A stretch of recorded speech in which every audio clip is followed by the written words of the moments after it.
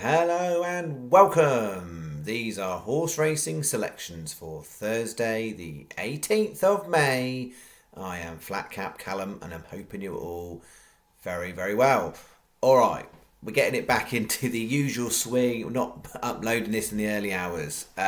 What have we got for Thursday? Just a mere £10 stake, one bet with a few different bits in it. One bet, 5 horses, 4 races is the full extent of my Thursday staking plan. So we had Wednesday, 30 quid, 6 bets.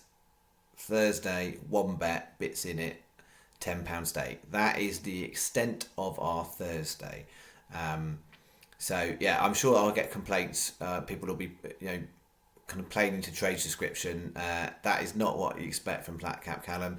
Yesterday, I had a lot of complaints because apparently some guy was on here fronting saying that York's no good, he's not good at it, but we did all right. So Thursday's coming up. 150 York's first race. Let's spin through how we got on Wednesday because we had a good day. We started the week well, and it was a few different bets going off as well in different places. So yeah, quite happy with that nice start. So I had it as 30 on, 80 something and a few pence back. It was just over 50 quid profit. Most profit would come if you were Sky, but then Betfred or Betfair Betfred and Bet365 would be the other two. Anybody else not using those might be about 15 quid behind the channel, possibly, I think. And I'll explain that as we go through. So we started off with the risky bet with some high prices, and the first 3 all flopped, and then the last one, Crack and Philly, went and won really, really well. And yeah, I've looked back in the archive. That is the first time we've had a 66-1 winner. I thought there'd been a couple, but no. So 66-1 winner, Crack and Philly. It was 50-1 SP. That is the biggest price winner we've had on the channel. Shame of it was nothing else with it. But we did have more than we would have in a normal Lucky 15 because we had a single 20p each way and it was in the Lucky 15. So it was a little bit more on it than a standard Lucky. Should I have put more on it? Maybe. I don't know. I would already made that bet a bit complicated. But yeah, delighted with that. Literally, I'd been out and I literally got in the car and I was like, oh, it's just coming at 7:40. I'll watch that race before I start the engine. And yeah, I was like, I think that is. Oh yeah, no, that is actually going to keep going to win. So yeah, delighted with that. Then York, we went for the bigger price bet here. Now at York, it's important to know with these meetings, it's a 4-day meeting at York. So you got to think about what do you learn from day to day? What do you learn from day one that informs you about day two? So I went into day one thinking on the draw side, I wanted to probably be on the higher side. The lower side would be preferable after that, and then the middle. The way the draws worked out, and not necessarily the draw, but where the ground looked best, it absolutely looked best up the middle. So the higher draws that drifted to the middle generally is what you found towards the end. It doesn't mean that the low draw is prohibitive, but if you're drawn out far, drawn kind of 1 to 5 in a big field race, it does look coming up that straight from day one, that coming up the middle is where you want to be towards the end. It's where the better ground appears to be, because anything that was on the far side, so on the low side of the, not necessarily low drawn specifically, but that tried to come up that rail. So even if it was a longer distance race, we had 3 like that all looked like they were coming, and then in the last furlong couldn't get anything going. One was Dark Jedi, one was Gantafar, and one Marshman in the other bet.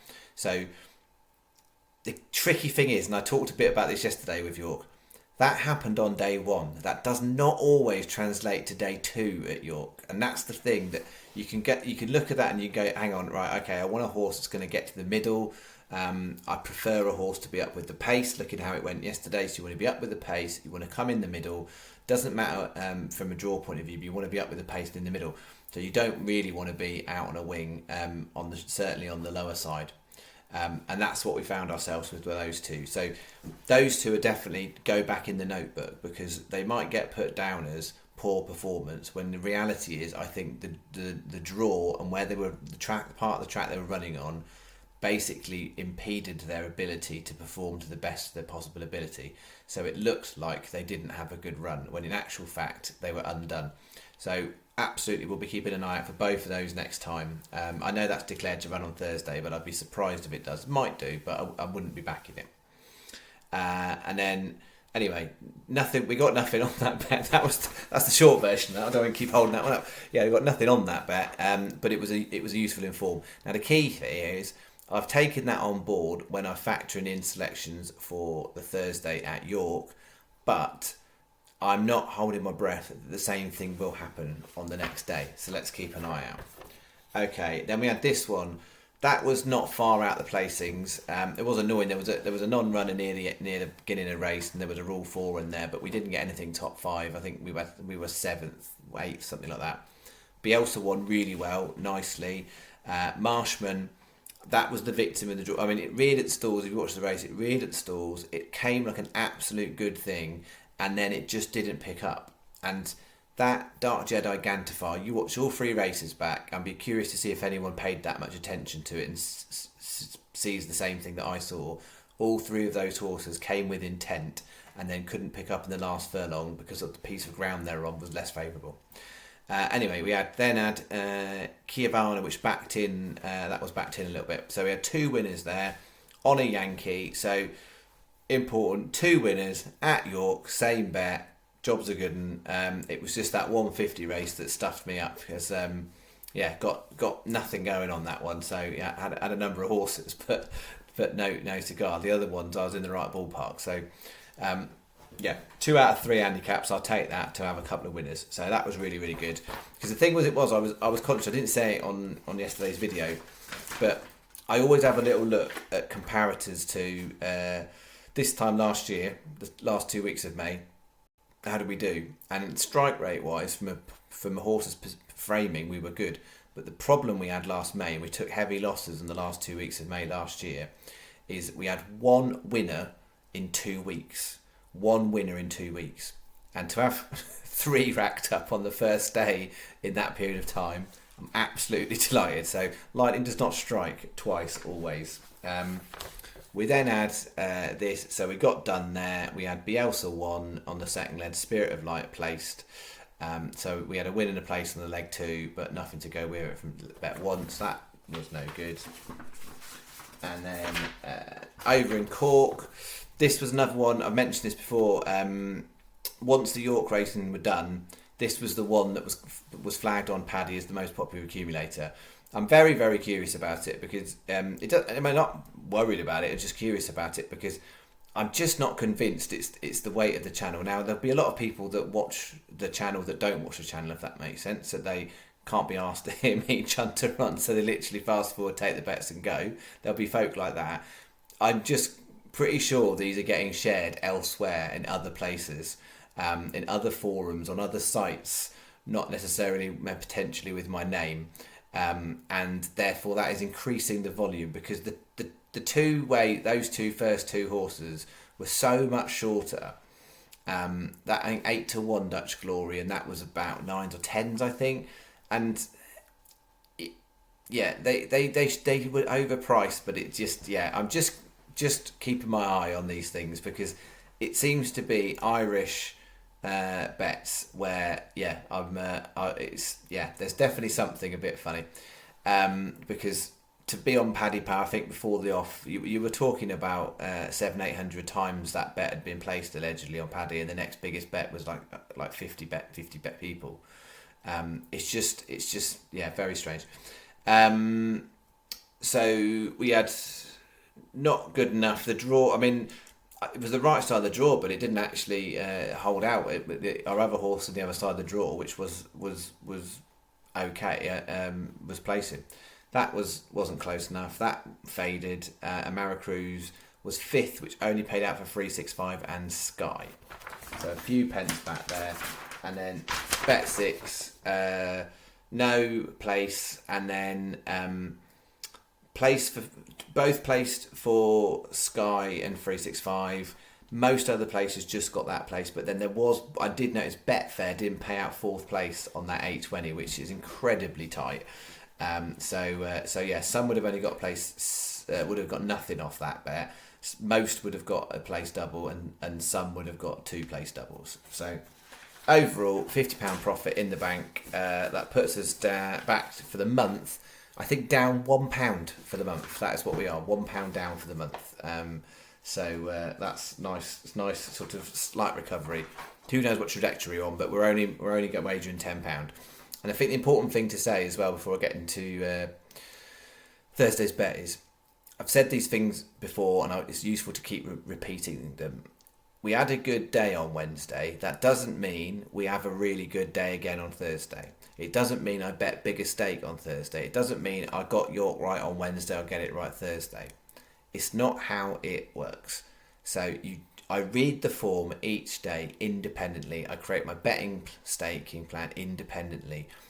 Just because it was good or I feel like I've got a good feeling about it, I don't change the structure of the betting in terms of the amount of money I put on. Yes, I will put a little bit of a lean on a bigger price, but I'm not suddenly going to go crazy and double the bet. And so, yeah, we find ourselves on a £10 bet, and that is absolutely fine.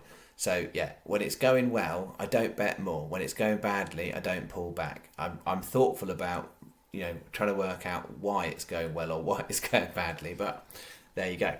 All right, here is the one and only Thursday bet.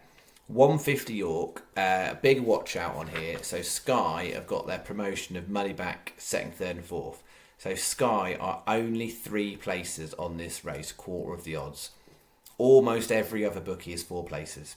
So absolutely, it is not a good place to be putting this bet on with Sky. So I am definitely less favourable. So there's a lot of times with Sky, I'm sat here going, I've got a better place terms here.